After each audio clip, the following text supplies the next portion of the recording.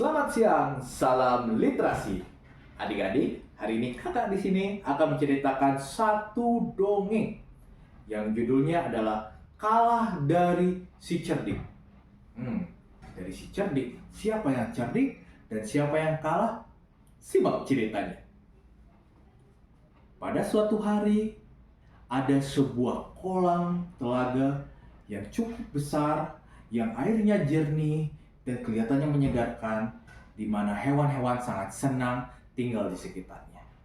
Karena airnya jernih, segar, bersih, hewan-hewan punya aturan tidak tertulis. Mereka bisa bergantian minum tanpa perlu saling menyela satu sama lain. Maka kolam tetap terjaga kejernihannya dan setiap hewan itu tetap mendapatkan kesegaran dan hilang hausnya. Tapi ada satu hewan yang sepertinya tidak tahu akan aturan ini. Dia datang, dia masuk ke dalam kolam, berendam, mandi, dan membuat air kolam tersebut tidak lagi jernih tapi jadi coklat. Kesegarannya sudah tidak tampak. Badak ini tidak mempedulikan hewan-hewan di sekitarnya. Dan hewan-hewan di sekitarnya pun juga pasti kesal, tetapi takut. Kenapa? Karena hewan ini, badak ini, badannya besar, kulitnya keras, punya cula yang menyeramkan. Sepertinya hewan yang begitu kuat. Mau tidak mau, hewan yang tadi mengalah. Membiarkan badak berkubang di telaga tersebut. Airnya jadi kotor dan hewan-hewan tersebut enggan untuk meminumnya. Pada suatu pertemuan, hewan-hewan tadi tersebut bermusyawarah. Kerbau bilang ke babi hutan, "Babi hutan, kamu punya taring yang tajam. Kenapa tidak kamu gunakan saja untuk melawan badak tersebut?" Babi hutan membalas, "Betul, taringku tajam. Tapi kalau dikenakan kepada kulit badak yang keras, bisa rontok taringku." Hening sejenak, kemudian babi hutan menyampaikan pendapatnya. Bagaimana kalau dengan tandukmu saja yang besar, kerbau?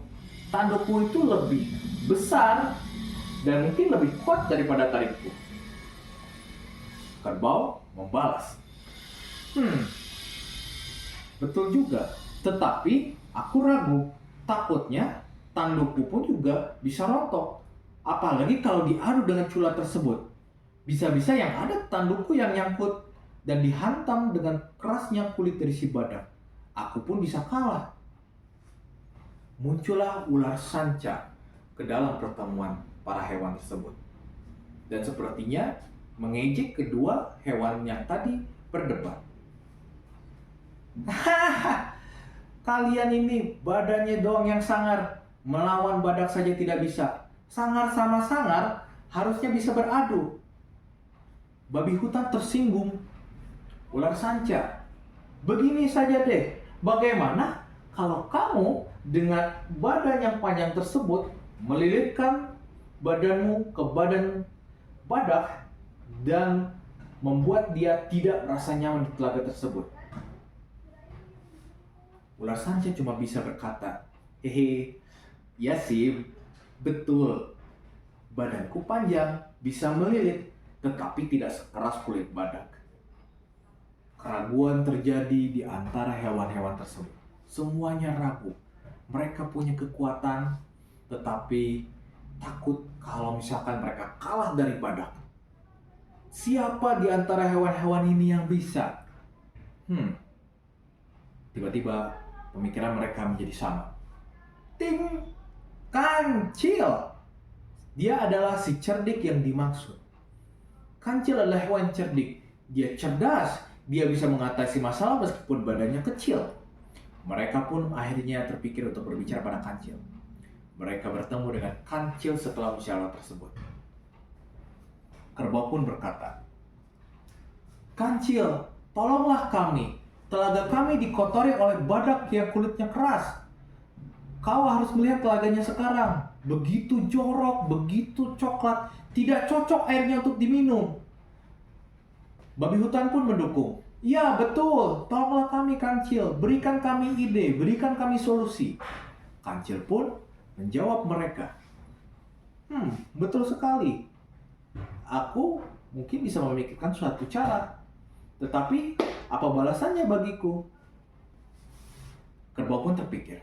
Bagaimana kalau kamu mendapatkan jatah minum di air tersebut paling pertama? Dan kami akan mengikuti setelah kamu. Sehingga semua orang pun akhirnya bisa minum air yang segar. Kancil pun mengiyakan. Baiklah, aku akan mendatangi badak tersebut. Semoga apa yang aku lakukan bisa berhasil. Kancil pun mendatangi kerbau. Dan dia tidak ragu sama sekali. Kenapa? Karena dia terpikir suatu ide. Bagaimana idenya? Suatu hari setelah pertemuan tersebut, Kancil datang kerbau yang tadi berkubang dan airnya masih kotor. Kancil pun berbicara pada badak. Badak, badanmu begitu besar, begitu gagah, keras, tidak ada yang bisa melawanmu. Badak pun tersipu. Terima kasih, Kancil. Badanku memang keras, aku memang cukup gagah, tidak ada yang melawanku. Badan gagah seperti ini perlu tempat yang segar, makanya aku memilih telaga ini. Kancil pun membalas. Badak yang gagah, tetapi ada yang mengusik kegagahanmu. Ada yang mungkin bisa mengganggu tempatmu. Badak pun merasa waspada. Siapa itu? Ada yang mengganggu daerahku? Kancil pun berkata, betul, tapi dia tidak bisa dilihat. Dia adalah makhluk tak kasat mata, makhluk gaib yang tak kasat mata. Dia bisa mengganggu tempat-tempat. Dia ada di bawah pohon besar, jauh dari telaga ini, tetapi dia bisa saja datang ke telaga ini untuk mengganggu siapapun. Badak pun menjawab, tidak mungkin dia datang ke sini, badannya saja tidak kelihatan. Kancil pun menjawab, tapi badak yang gagah, jika dia bisa dikalahkan, maka sudah pasti yang kelihatan dan tidak kelihatan tidak bisa melawan. Badak pun setuju. Betul juga. Baiklah, di mana makhluk tidak kasat mata itu? Kancil menjawab dan melepaskan idenya. Baiklah, badak yang gagah, dia ada di bawah pohon yang besar dan mungkin masih ada di bawah pohon yang besar. Bagaimana kalau badak yang gagah menjaga pohon yang besar itu sampai si makhluk ini tidak mengganggu lagi? Setelah itu kamu boleh untuk berendam di telaga ini sebagai bentuk terima kasih dari kami. Kemudian badak menyetujuinya. Sebuah ide yang bagus. Terima kasih. Aku akan melawan sehingga tidak ada yang berani melawanku. Kemudian badak pun pergi ke pohon besar tersebut. Setelahnya, setiap hari badak menunggu di bawah pohon besar tersebut sampai si makhluk ini, makhluk yang tak kasat mata yang diceritakan oleh Kancil, itu tidak berani melawan. Sebenarnya itu adalah ide Kancil. Kenapa? Karena makhluk tak kasat mata ini adalah tak ada. Badak hanya menunggu di sana setengah hari penuh agar apa? Agar Kancil, kerbau, ular sanca, dan babi hutan beserta dengan hewan lainnya bisa minum air dengan jernih. Kemudian setelah mereka minum, gantian badak yang masuk ke dalam telaga tersebut, dan esok harinya air kembali jernih lagi dan mereka mengulang proses tersebut tanpa ada yang tersakiti, tanpa ada bagian-bagian tubuhnya yang rontok, dan semuanya bisa menikmati telaga sesuai dengan keinginan mereka. Selesai.